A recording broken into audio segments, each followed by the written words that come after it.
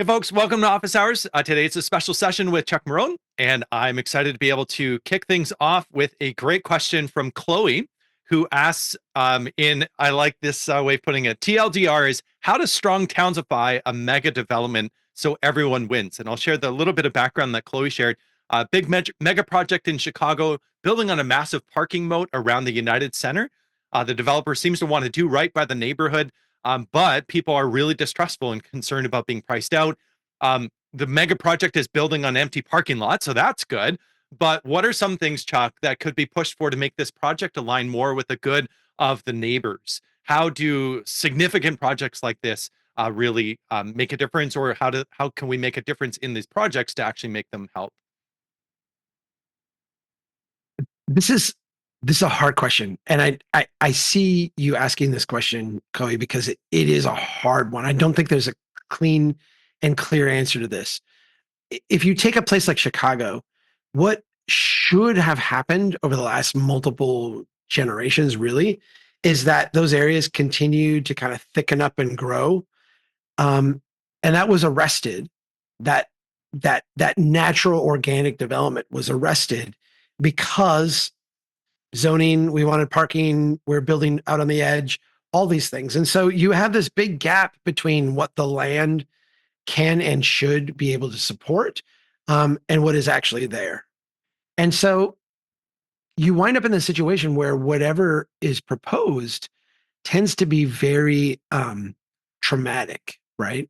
It tends to be this kind of very intensive change.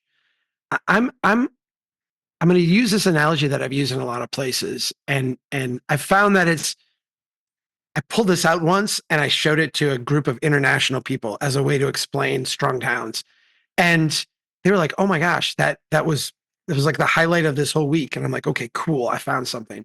I put up these pictures of my kid, and I'm like, here is my child as an infant, and then my oldest daughter, whose name is Chloe, is a sophomore in college now. And so I kind of showed pictures of her throughout her, uh, you know, 20 years on this earth. And I said, you don't get teenage Chloe Marohn without having adolescent Chloe Marohn, and you don't get adolescent Chloe Marohn without infant Chloe Marohn, and you can't just jump from this phase to this phase. We recognize that in human development, all of these things, all these stages are required.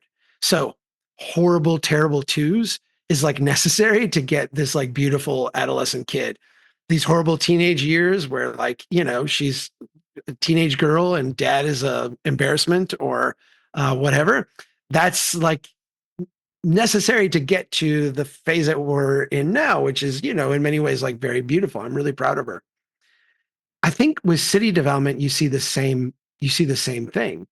If we don't incrementally grow through those different steps, you don't gain the knowledge, you don't gain the wisdom, you don't gain the what I'm going to say like all the interfaces are to be able to mature to that next step.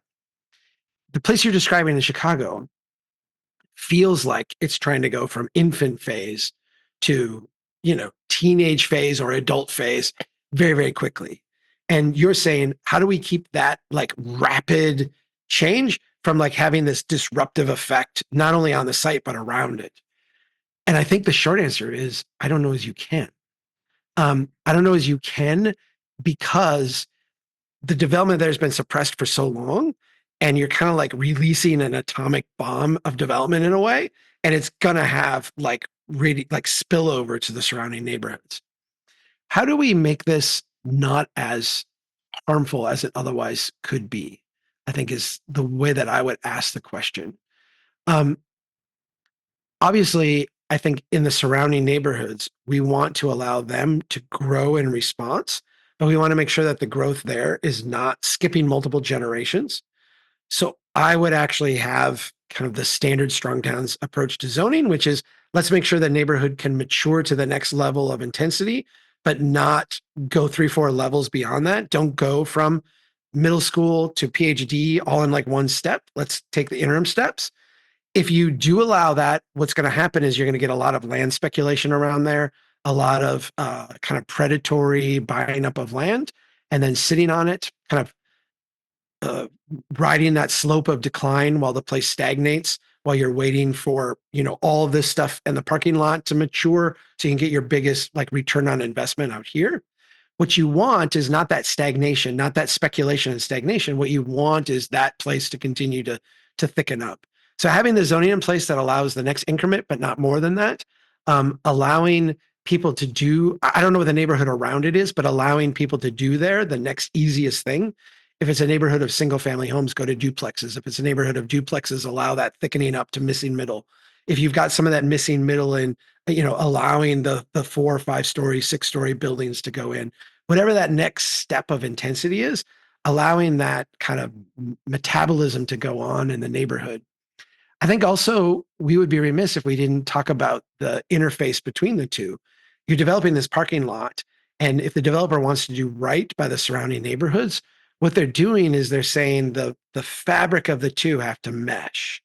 So this won't be a development that turns its back on the neighborhood, that has like surrounded by stroads and then internally is coherent, but you have to cross a moat in order to get to it.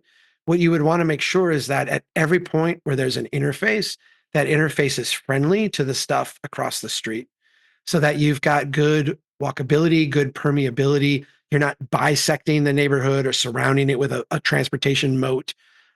You want the people who live within 3-4 blocks of this place to have their land value go up because being near this place is so good and the connection to it is so good, but not going up in a way that distorts it and like says, all right, these are going to be slums until they're redeveloped.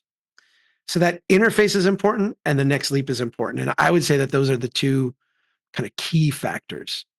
Does that make sense? Is there something, do you want to go deeper into any of that, Chloe, or does that? Um, I definitely understand the zoning and the next level up. The interface, I hadn't thought about that before. So I really appreciate that.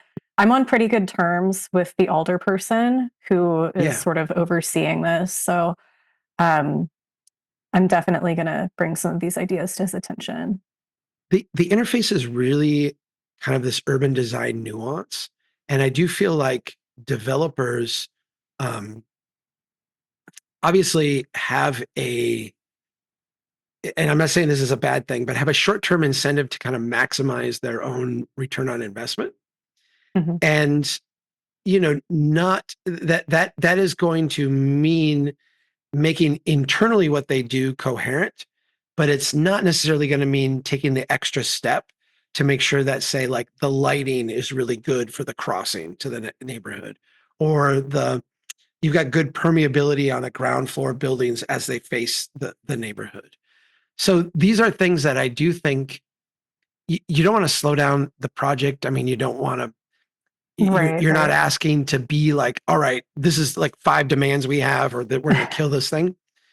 But it generally is like, all right, whatever you do that would be internally coherent, do that along the edge as well. Mhm. And then whatever the city is doing for additive investments on the edge of it, on the periphery of it, just make sure that those are connective and not, um, not. I think the tendency is to surround these large developments with like the transportation moat.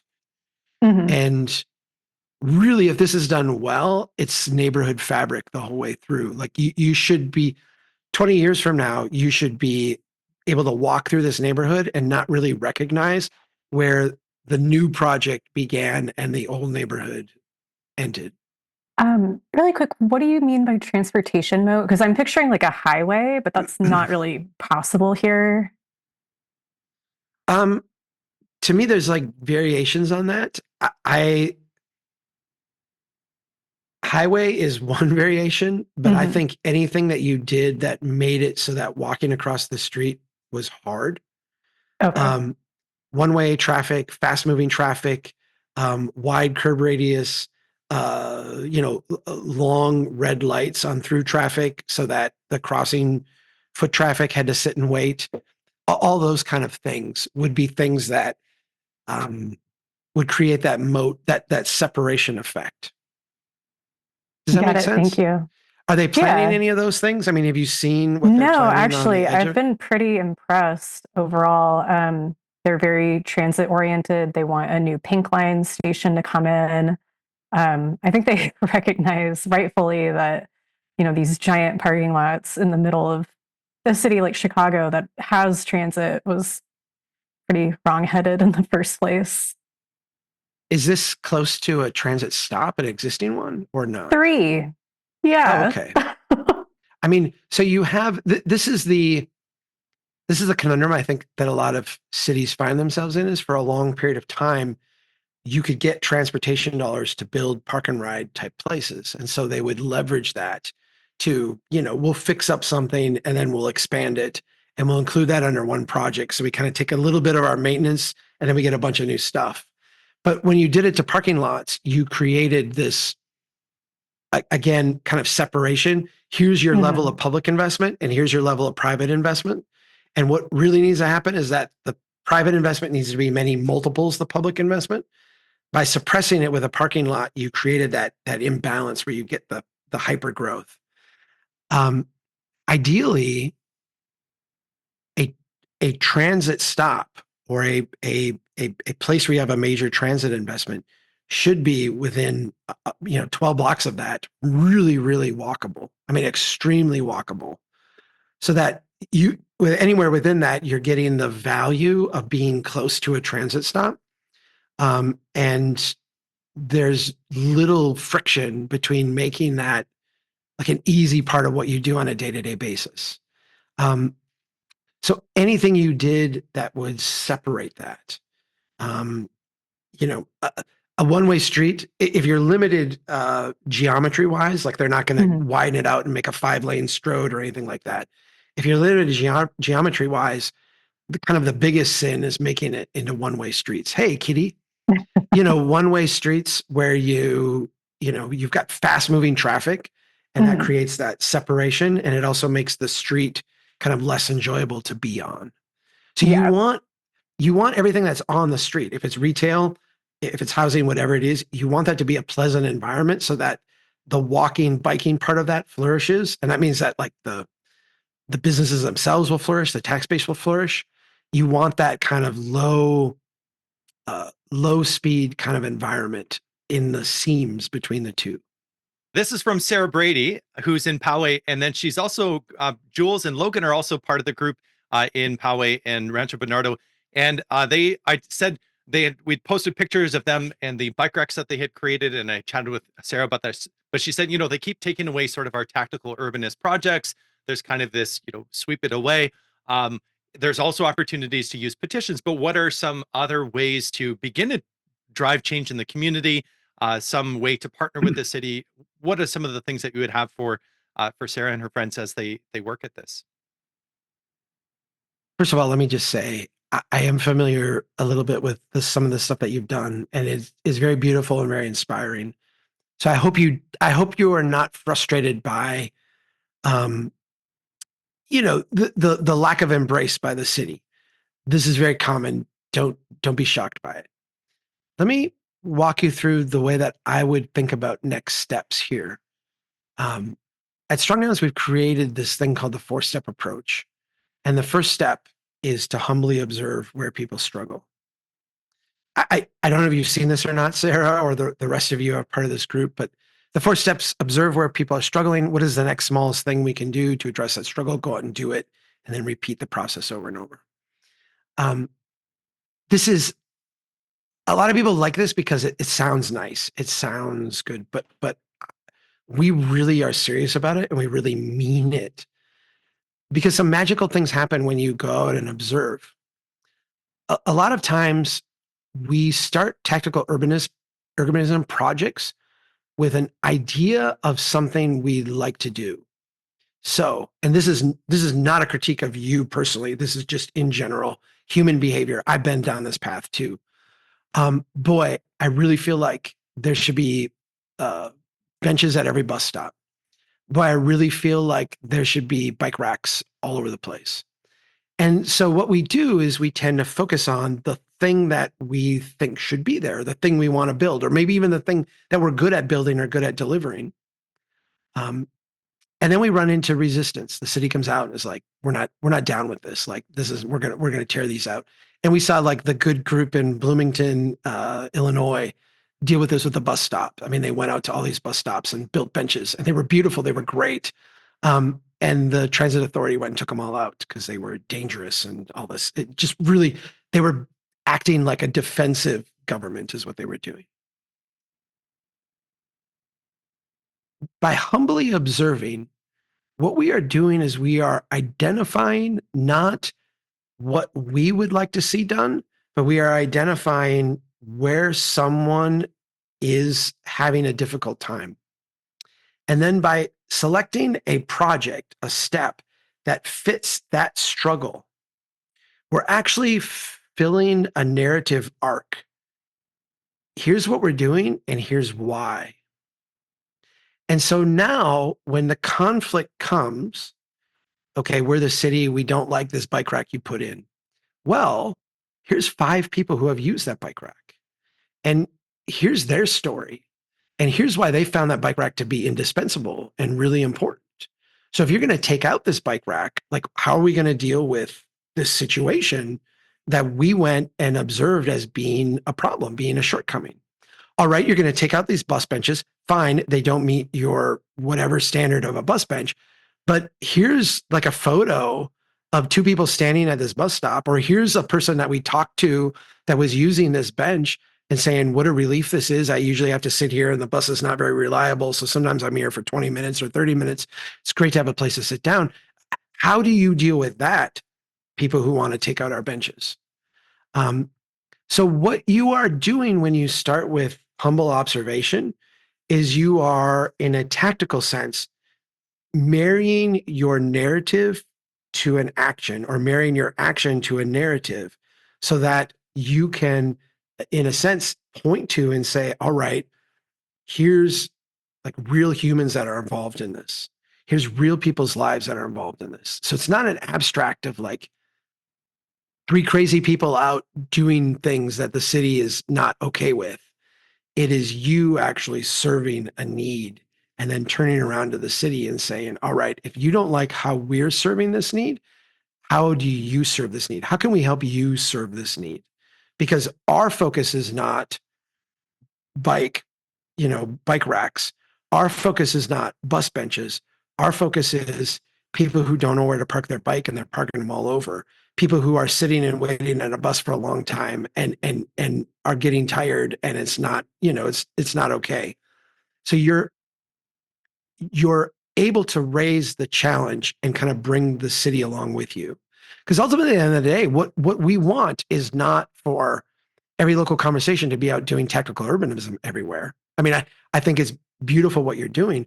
What we want is we want the local government to stop orienting vertically, stop looking up, and start humbly observing down and saying, all right, what are the struggles in our community? How do we address those? Who are our partners in helping us in this effort? And that's where you can be most helpful. The tactical urbanism stuff that you do always has to be educational in its outcome. If you're out doing projects that make your place better, that's great. But I'm going to say this, and I say this with a lot of love, it won't scale to the size of the problem that you're trying to solve. If what you're out doing is going to make the world a better place, and you can leverage that with your communication strategy, your network of people showing up at meetings on your behalf, if you can leverage it, now all of a sudden you can have a widespread change. And in a city like San Diego, where I think you all are working, it's easy for the city to like crush you and not care. I mean, it really is. And not even do it like in a malevolent way. It's just that you're like small and insignificant. The goal here should be to get a story, a narrative that you can get out, that the newspaper will start writing about and people start writing about, and that you can show up at a meeting with 50 people saying, all right, you didn't like our bike racks. Like, I get it. I understand. That doesn't mean that the need for something here goes away. How would you deal with that? And by the way, as the Strong Downs local conversation in San Diego, we're ready to help. Like, we don't want to be adverse to you. We want to help. This is a real problem. Here's like 5 real people. Here's 40 people behind me that are gonna also, by the way, vote in the next election and care about this stuff that are here to support this. How do we help you solve this problem? Because it's a real problem. Does that make sense? Norm, I don't know if you have anything to add to that, but that's, I love what you're doing. I think the next step is connecting it like that. Yeah, I think the the part that stands out to me is certainly making sure to use it as an educational tool. Sometimes it's actually, I think one of the groups was doing it where they were hanging little stickers or little like pamphlets on it to be like, this is here because of this reason. Because otherwise it looks like just more stuff that has sort of popped up. And actually, cities, when they do this, should do a better job of being able to demonstrate, we planted this tree here because it's in the right position. Sometimes they'll do a good job of telling you what species it is, but what about its role in the park? What about, that level of paying attention to the placement of these objects, these items? And I think that can be a value as well, even with if you do a bike valet as another type of like a tactical urbanist projects that some of the groups have done, where they go to a busy place and they will take care of your bikes for you. Making sure that there's a corresponding sort of educational component to it can be really valuable, and it engages people in conversations, and they're like, oh, I've never even thought about that. And that goes a long ways in proving it. Another part of it is I do think that there's more value. I always say a petition is the least valuable thing to be engaged in, because of the fact that it's so easy to generate signatures for things that lack context. You can put a fancy headline on something, but anything that actually needs the more nuanced question of how do we build a stronger place rarely seems to fit within the parameters of what a petition consists of. And so that's one of the encouragements, that when you go and meet that council member, they're really encouraged by the fact that they actually have some role to play with people that already have skin in the game. So I would certainly add that as well. I feel like yeah. Norm, did you ever watch the video that Jason Roberts TED Talk? To me, is like one of the best examples of how to take tactical urbanism and make it work. 2015, maybe even TED Talk. But he showed how they went out and they did like a street, like they did a better block on an entire block. And they said, we're going to change this around. And one of the tactical things that they did is they invited their city council members to come see it.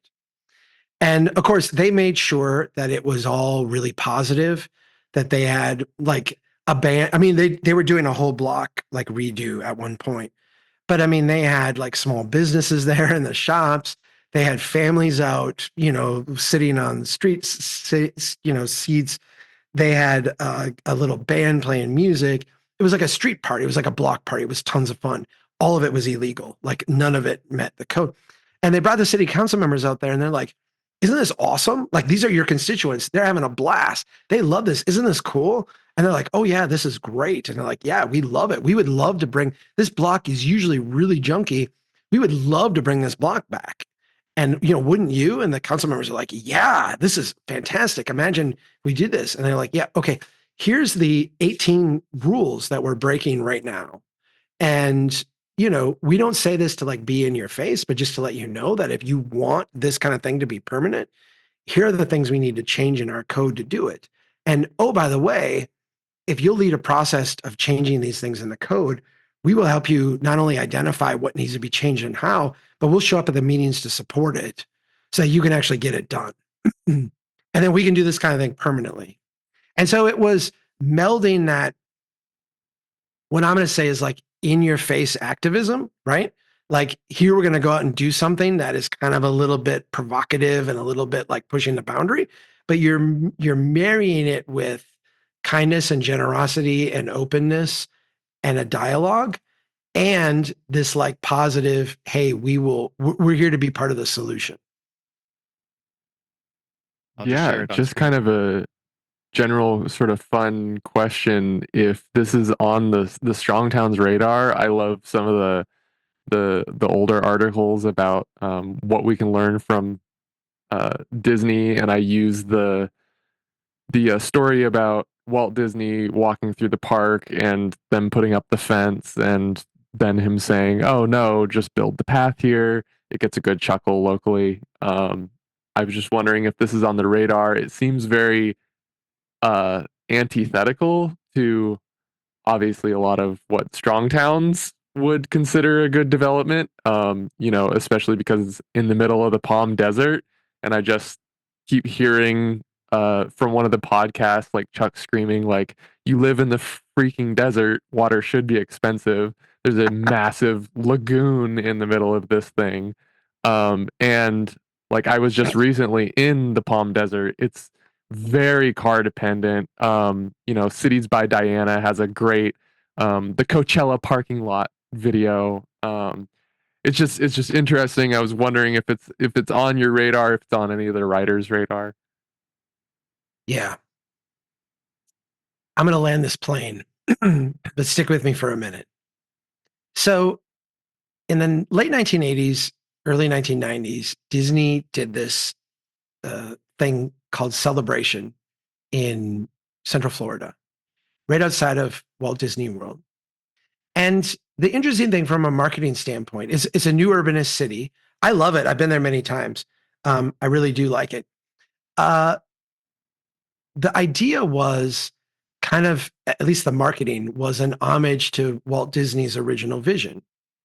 Walt Disney's original vision for Epcot, if you may or may not know this, the experimental prototype City of Tomorrow. The idea was that he wanted to build a modern city on his huge Disney World property that would be able to house workers and house people and also be this like cauldron of innovation. So they would have the, what would have been the high tech companies of the day, the Ford and the GMs and GE and all these companies would have their kind of innovation studios there. And so Walt Disney would have workers from the theme parks mixing with these kind of high level thinkers that would be working in this place, all in this experimental city. Walt dies in 1965 or 1966. And this dream kind of, I'm going to say, gets subsumed by what is the Disney Corporation. And the Disney Corporation says, okay, we're going to build a city. Like, that's kind of quaint, Walt, really cute, but like, we got to make big buck and we got things to do. And you roll out Epcot as, quasi cauldron of innovation. It was more like an exhibition of innovation, right? We're going to have the great energy ride sponsored by British Petroleum, and we're going to have, what now is Crash. Why can't I think of this one? The auto ones sponsored by GE. All these different innovation places like demonstration projects sponsored by corporations. And then we're going to have the Carousel of Nations as like a celebration. And this was all, marketed as Walt stuff. I think there were people internal who recognized that this was, I'm not going to say a sham, but certainly this was not Walt's vision, right? And so the idea was, we're going to create a new urbanist city, and that will be the kind of other side of the Epcot vision. And we're going to do it. And I think this is the most novel part of what they did. We're going to do it off-site. Off-site meaning it's not going to be in our county, which, if you've followed in the last years, the fight with DeSantis, all of that power got stripped from them. But basically for 6 decades, Disney ran its own government. It had its own area. Residents of that area voted for their government, which was like 6 Disney, people who live there who voted for this very small group, and they ran it. They said, when we built Celebration, we're going to build it off-site so that it has to be a real city with real people and real stuff. Not something that we control, something that has to exist in the world. And we're going to do it as in honor of Walt, as like a demonstration project for how you could build a real city. Celebration, how do I say this? It's a beautiful new urbanist place. Like all new urbanist places, it is beautiful to look at, but it has a long-term viability problem. How does it evolve? How does it change? How does it become like the next generation? And you can see this in how it got started, because the first thing that they did is they built the downtown and the main street, and everything there failed. And everything there failed because it was designed to be this organic city, and you built this thing that needed this many local people to survive, and you only had this many people to begin with. And so everything like needed to be subsidized, everything died, everything went away, and then had to be like remade and remade. They still have a beautiful theater there that hasn't been open for 12 or 15 years, and they can't find a reuse for it because it was designed as this like static place that didn't change. And when the things don't work out, particularly the high end things like the theater don't work out, it's really hard to readapt them to other uses. Now go to the California desert. And I feel like what this is, and I'm going to say this with someone who really admires Walt Disney's original vision and admires the kind of incremental imaginative approach of the Walt Disney Corporation and the Imagineers. To me, this is a dream that is more kind of look how we can build bling as Imagineers, as opposed to let's take it and try to like create this organic thing that would evolve over time and grow into something that we could be really proud of. If you look at the theme parks, which I think are very fascinating, laboratories, they are places that evolve and change. Now they evolve and change at a metabolic rate and a scale that like most cities won't, because there's like billions of dollars flowing through them each year. But you can go to any theme park. Hang on one sec.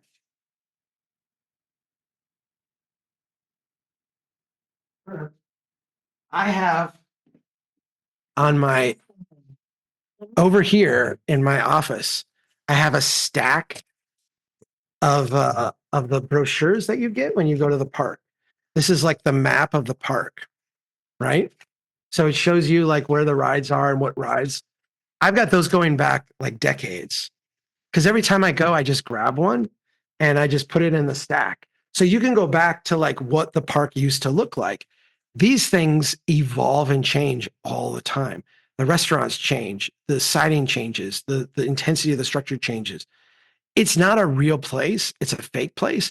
But if you actually watch, it has kind of the metabolism of like a mature kind of real place, and that they're always changing, updating, tearing things down. They're actually going to, in Florida now, remove the entire Rivers of America thing and rebuild that whole thing like an original ride. Yeah, it's astounding what they're doing. What they're building in the California desert, to me, is a triumph of the corporate arm over the vision. And I actually am kind of skeptical that they will turn this thing loose and actually make it a real city. It feels like what they're doing is they're building a retirement community with Disney branding that they are going to, be able to charge high amounts of money to very rich people to be in. But in that case, it will be more like Celebration in the end, and not like anything that Walt Disney originally imagined, which is a real place for real people. And by real place for real people, I mean a place that succeeds and fails at times, a place that's going to have people of many different price points, not because we artificially plan them in, but because that's what an organic place has. Yeah, I'm not real high on the new project, but to me, it is like a land cruise ship. It's like we built this cruise ship, and then like here's the price points on the cruise ship, and come and you can have this experience. I feel like this is like the land version of that. Like come and buy into this, and here's the experience you can have. We'll see. I've had extensive talks with the California Forever people, and I feel like they are actually struggling with or grappling with the long-term implications of building a place like this more than the Disney Corporation is here. I think the Disney Corporation is planning to be bailed out by the fact that they have a great brand that they can charge higher prices than what they otherwise would for this. And that was the experience in Celebration ultimately too.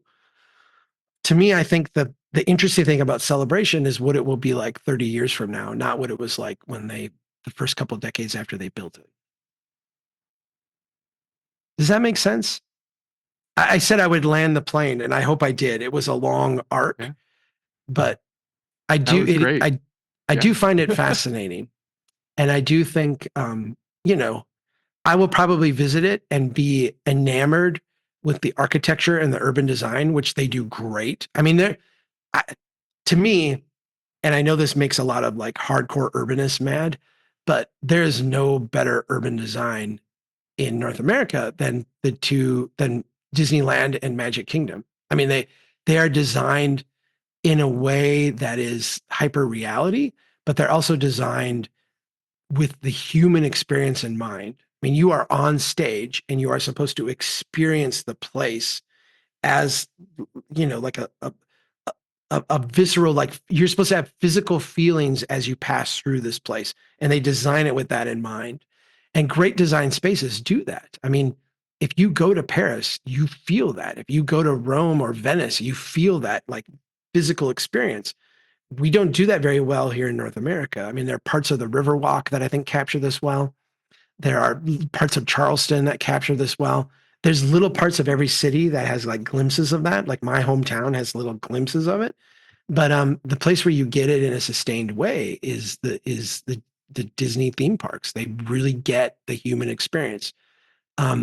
My guess is that when this city is built, you will be able to go to it, and like I will probably drag the whole team there at some point because I love to point out urban design things. Like you don't have to look real hard, like it's hitting you in the face. Like here's what it is. I mean, this was my original thing with bringing the team to the theme parks, was that I could show like here's how you do forced perspective in a place. I mean, here's how you bring out a building. Here's how you hide a thing you don't want seen. Here's how you do this, because they actually pay attention to that detail. I'm sure it will be beautiful in that way. I'm also sure that it won't work long term from it won't be a real city in the sense that it won't have the real dynamics of a place. Hey, Chuck, I wanted Is that, yeah, go ahead, I Norm. appreciate the answer. And I'm going to put in a plug for the urban design course that you did, talking about urban design principles for a strong town. And if you're a member, I want to give it to you for free, just because you attended this session or because you're already a member. So just email me or use the community tab in the on the Strong Towns library, and you'll be able to get that. We'll get you set up with that because it's a great sort of quick run through of it. The other part that I would also highlight, My favorite course. I enjoy it too. I love it. It's the one that I like. And the other cool thing about it is I shot it in November of 2020, I think. And so like it's a weird, on one hand, I'm showing you like urban design parts, but if you then look at the background and you see people walking around with masks and being like weirdly spaced, it's this odd like throwback to a different time. And I kind of feel like I captured that period of time with this too. So yeah, thanks, Norm. Ironically, even when people were separating so much and had masks and all this, they still took up less space than an individual in a car. And so there's a sense that like when we build at a human scale, we actually still have room. But one other point I wanted to point out on the Disney community versus Disney parks is that Disney parks actually do have something like a life cycle for a ride or for a feature, and then it just gets boarded up and they convert it into something else. And there is some sort of outcry among hardcore Disney people, but what is interesting is that some of the principles that we say are necessary for a place to have ongoing sustainability and prosperity is that ability to adapt and to evolve and to emerge with insights that are only available in the current time rather than previously when you might have predicted what might happen. And so I think that there's something very curious about visiting a place like Celebration or any of these other master plan communities that are anemic and unable to actually change. They don't evolve any further, even as parks, which are their model, actually have that capacity to do it. So did want to drop that in there. And I think we have time for one more question based on the speed at which we are currently answering them. And so I wanted to ask. I won't take that personally, Norm. Chuck, I got a follow-up email from a local conversation leader that is serving on a budget committee for his city. And he's trying to say, how do I steer the budgeting process towards something more productive? And Friday session, we actually talked about priority-based budgeting, which is one of the tools that they're leaning into or trying to maybe take off the shelf to use for their community. But he feels like it's just not moving in the right direction in terms of the discussions that are there. Maybe specifically, like, how do you serve well in a budget committee? And then maybe a few general insights on how do you serve well in a city committee, based on some of your experiences and also maybe some of the mistakes you've made. Budget committee is so hard. And I'm going to say budget committee is so hard because I think budgeting for local government is hard. With local governments, we're doing cash budgets, like year-to-year budgets. And so it's a little bit like asking you sit down on the table. And I know some people hate the analogy of government as a family. They're like, oh no, governments are not anything like a family. That's true if you're the federal government. The federal government can print their own money. They can borrow somewhat indefinitely. Like, it's very weird. Cities are like a family. I mean, cities are like, seriously, like, they have to pay their bills. They don't get to print their own money. They have to live within constraints. So imagine you sat down to do your family budget and you're kind of like, have no idea how much money you brought in over the last 10 years, how that is growing. You don't really know how many promises you've made and what kind of things you have to like deal with 2 years from now, 5 years from now, 6 years from now. The only thing you have to make this decision is last year's budget, what is proposed for this year, and like a gut feeling of how things are going. That is an almost impossible situation for anybody to be in and for anybody to make a good decision in. And I really like, I think that is a dissatisfying answer because the thing would be, well, let's do this, let's do that. And I really feel like one of the worst positions to be in is in a budget advisory committee because you're literally just going on this much information and gut reaction. And those are like bad ways to make decisions. We are internally, and Norm, this is one that I would say, let's not broadcast this yet because I'm not ready to, but let me show this to all of you because you're here. To a shock if somehow the state is in a budget freeze and they shrink how much they're giving us, or the federal government doesn't continue to send money our way. Can we handle our own internal practices? What needs to happen for someone to be a good budget committee member is they need to know these long-term trends going in, because then they can put the immediate decision they have to make in the context of overall, like, here's the direction we're going in. We're going in a really good direction here. We're going in a really problematic direction here. Let's deal with that in our budget and make sure that we're not making the bad trends worse. Norm, the second half of your question is, how do you be a good committee member? And I feel like there's two answers to that are top of mind to me. The first one is that you should never go in with like an agenda.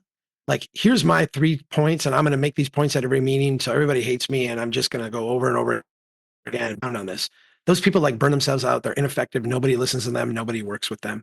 You want to go in with a list of things you want to accomplish, and then you want to use the natural flow of things to raise the issues and work on the things that you think are important.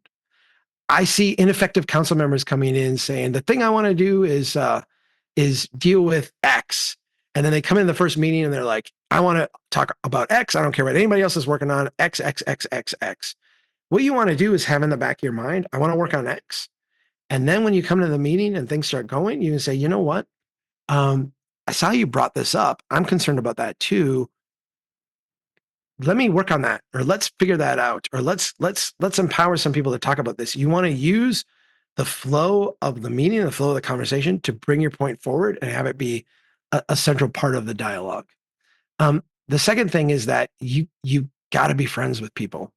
I know that every committee's got a jerk, and I know every committee's got like someone who should like retire or get off or like go away or not be part of it. The goal is at the end of the year for that person to actually think that you and your insights are indispensable to the process. I bring cookies to mine. I bring like treats to mine. I go out of my way to say nice things about, like, if I ever agree with someone, even slightly, I will point out why I agree with them. And I think that was really bright. That was really brilliant. You want to be the person that everybody wants to work with, everybody wants to listen to, everybody thinks has an insight, but not as the smartest person in the room, kind of like I'm better than all of you kind of insight. And you want to bring your issues up in the flow of a meeting discussion, not as they stand on their own. And it kind of goes back to the same thing I said with the 4-step process. What you want is you never want to be on an island trying to defend something or promote something. And by having it go in the flow of the meeting, let me give you a good example. And this comes from John Reuter, one of our board members who did a whole like locomotive session on this years ago. He got elected to the Sandpoint City Council. And he said the first thing he did is he got note cards and he wrote 20 different note cards of here's the things I want to accomplish when I'm in office. And one of them was parking reform. He didn't show up at the meeting and say, parking reform is my big issue. He waited, and a couple meetings in, someone came in and they wanted to do a variance for parking, but they couldn't get it. And it was very weird and awkward. And like the recommendation was to deny, but they all wanted the business. And he looked at that and said, you know what? I feel like we've got a problem here with our parking codes. Our parking codes don't seem consistent with what we want to do. How about we have a group? How about we ask our plan commission and create a like working group to work on this issue and come back with some recommendations? And then of course he attended those working groups and kind of nudged it a little bit. It's like, all right, but now it wasn't him coming in with parking reform.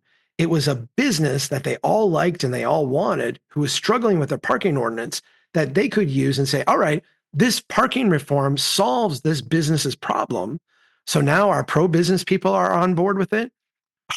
Our pro-walking, biking people are on board with it. Our pro-housing people are on board with it. And like you were bridging a gap as opposed to just making parking reform like an issue that everybody could take pot shots at.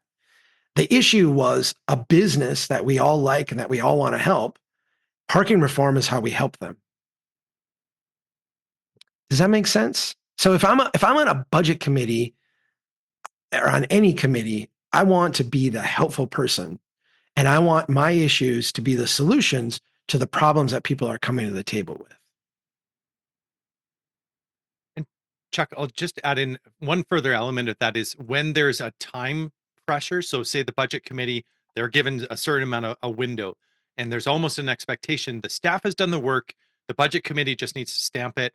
And you can, they can tolerate a bunch of like random, like, well, I don't like the color of the flag because that's actually, that we did a street design festival and the flags are the wrong color. They love that type of input because the staff's like, oh, we can take care of that. But when you start to ask these more like meddlesome questions or tiresome questions or troublesome questions, how do you, on the one hand, not bog down the system by getting the whole committee to suddenly like stand in the gap between what staff wants to do and what you would like be prepared to accept? There's a sense like maybe next year we have to come back to this, but for now I'm going to like register my protest. Do you have any guidance on that? Yeah, I feel like what we want to do is we want to set up questions to be answered. So, okay, staff, if you believe that this is going to put us in a better place, I've got concerns about that. Like, I'm not sure. Tell me what you expect to happen as a result of this, like what we're doing. Like, is our debt levels going to go down? Is our interest payments going to go down? Like, what should happen here? And I realize you're playing kind of a long game with this, but the thing you're trying to do is actually get the staff who have this oversized and this in the way you've described it here, an oversized influence on the budget to actually question their own assumptions behind it. Yeah. So you said that, our net financial position should improve with this. All right. Does our net financial position improve? Yes or no? And I feel like, again, the answer to that is not to put people on the spot, but to help people like elaborate on if we do this, that's connected to this, and then that should cause this. And I do think bad staff members need to go away. But most staff members are going to be good staff members, are going to be good people. What you want to do is you want to help them connect cause with effect and their budget decisions with an outcome. And you want to get them on board with fixing the internal problems as opposed to just turning around and saying, well, we need more taxes. We need to cut this, like we need more big projects. You want to get them out of that mentality by helping them think through and get there themselves. And I'll add as one last plug as well. If you ask these questions, even not on a committee, it might be the thing that puts you on the committee, or it might be the thing that asks people to, or prompts people to ask you to step forward and assist, because it is that new level of insight and awareness that really begins to shape the conversation. And I think that's a key part of what we're doing. With that, we're at the top of the hour. Thank you so much to Chuck, as well as everybody that's jumped in, contributed the questions ahead of time. I'd hoped to get to some in the chat, but hey, I think we got a pretty good return. I'm sorry, on I talked investment too today. long. Really appreciate the time. Keep it up, everybody. And yeah, take care. Take care of the place that you live in. And we'll see you on Friday for the next session of office hours, or else at the next possible opportunity. Take care, everybody. Thank you, everyone. Thank you.